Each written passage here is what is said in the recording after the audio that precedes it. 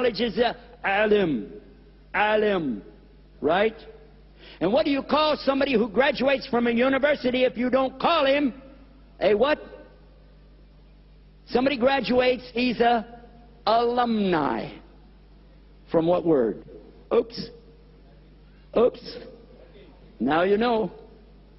And they still wear the long black robe. No, it's not Latin, it's Arabic. Alumni, from alim. And the long black robe. Where did it come from? And go to Turkey right now and watch the imams. When they're going to lead salat, they go in their little cubby hole and get their little cap and put it on. Then he gets his black robe and he's wearing the same one they're wearing today in universities. Because they're copying the way of the scholars of Islam 1,000 years ago. Do you want to talk to me about testable evidence? We'll talk all day long, as far back as you want to go. Sir, do you know anything about algebra? Of course I do. Good. What does it mean? Well, it's the science of using a number that's represented, it's an unknown number represented by a letter. Who thought it up? I don't know. Algebra. It's Arabic. It came from the Muslim scientists. What about the numbering system? Isn't it called the Arabic numbering system? And who thought it up? Who came up with a zero? The Muslim scientists right here in India. Only they called it Arabic because they didn't want to call them Muslim. So they said anybody became Arabicized. They didn't want to say they became Muslim. And how do you account for the fact that every single one of these evidences here is irrefutable and there's no mistakes in this book? How? Go ahead. Show me. I brought something that's testable evidence. It even tells me that people like you who don't want to believe, whether I warn you or warn you not, la yu'minun, you're not going to believe because Allah has placed a seal on your heart. He placed a seal on your hearing. He placed a seal over your seeing, another seal. Who did that? Your Creator, because you don't want to know Him. And until you want to know Him, you're not going to know Him because He doesn't need you. Professor doesn't have anything else to say. He's already thinking, I'm going to get this kid out of my class. That's it. Finish. Just sit down. Oh, sir, one more thing. I just have one last question, and I'm going to go sit down. Good. What's your question? Sir, you told us to you that testable evidence is something that you can see. That's right. Something you can hear. That's right. Something that you can smell or taste. Something you could feel. Something you could imagine. That's right. So all of these things, sir, are testable evidence to you. That's right. Sir, can I ask you one final question? Just one. Go ahead. Sir, has anybody ever seen your brain?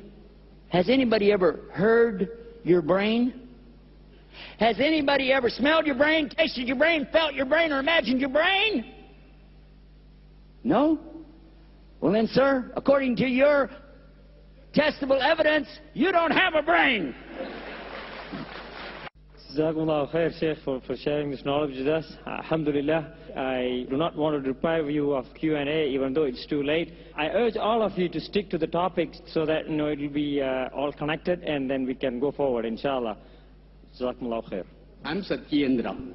Sir, you are converted from Christian into Islam. Please explain this in detail. Is it a spiritual transformation or is it testable evidences? It takes about 1 hour and 40 minutes. I don't know if you really want that one right now. But I'll tell you where you can get it. Bismillah, alhamdulillah. First of all, I want to tell you something. Thank you for taking your time to be with us and share. And please, I'm from Texas. And we have an attitude in Texas. We don't really mean anything by it, but it's kind of like a pushy attitude.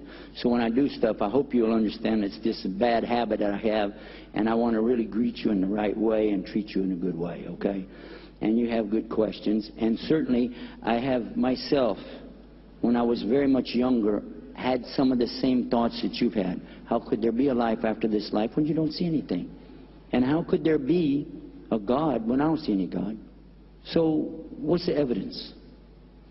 And this is really what it keeps coming back to. What can I prove? But there are people that no matter how much you try to prove to them, they're not going to accept it. They say, I'm a seeker of truth. How many people here have you met somebody who said, I'm a seeker of truth? We all have. But when you bring them the truth and they go, but I don't want to accept that, then why? So many of the people who claim to be scientists and following scientific testable evidences, when we show them real proof with testable evidence, when it doesn't go with what they already want to believe, they refuse to accept it. I recall just a couple years ago, in one of the scientific journals that I picked up in one of the airports, there was an article talking about the scientists had come across some study under a microscope in a laboratory to realize that there was a particular life form that actually had been here in the same form since forever and a day, but it never evolved. It is still exactly like it always was, and they don't have any precursor for it. It just showed up one day on the earth, and therefore they decided this broke their idea of evolution. And they came up with something, and they called it, this is a design, and it has intelligent pattern behind it, ID, intelligent design. When they came up with this, and a number of other professors began to agree with it, there was one particular professor in Colorado whom they quoted in their journal. When he heard what they had said, that there was some intelligent design, without examining their evidence, without considering to read the material, their thesis that they had produced, he totally debunked it with his statement. He said, this is a bunch of bull, and he used the word that we use in Texas all the time. That was his answer. And he was one of the top professors in his field in Colorado. But when it didn't agree with what he already wanted to believe, he doesn't even need to read it. He doesn't need to study it. He just knows already it doesn't work. Is he a seeker of truth, yes or no? Is he? I don't think so. Because a seeker of truth is willing to look at all evidence. In fact, it is not a logical person who takes testable evidence and sets it aside for his own preconceived notions. Sir, I'm going to guess that you've been exposed to religions that have a lot of mistakes in them, that you can prove those religions are wrong. And I'm going to agree with you. In fact, I'm going to agree with you in that I'm going to say there isn't any God anywhere in this universe. There is only the God that created the universe, and he's not in it. Then I'm going to agree with you if you said there's no religion that is correct. I'm going to say you are right. No man-made religion can be correct because we're not God. But sir, if there's a religion, it has to come from God. And this book tells me, Inna Dina Indalahil Islam, which means in Arabic to English more or less, that Allah, the creator and sustainer of the universe, is not going to accept any of the man-made religions. He's going to only accept the way of life which he has asked us to follow. It's a choice for us to accept or reject. It's as simple as that. Now, as regards the idea of testable evidence, I gave you a little scenario there. But I have one, ladies and gentlemen, brothers and sisters here today. I want to share this with you, not that I'm trying to teach you anything, but rather something that you can use for the children, because I'm very worried about our children. And I'd like for them to know that we have evidence that's testable. And I use this when I go into the schools, elementary schools, and visit with them. And I want you to think about what I'm going to say. And remember, I'm directing this to a child's mind, not a big scholar, just a little child. I tell them there's a story I want to share with you.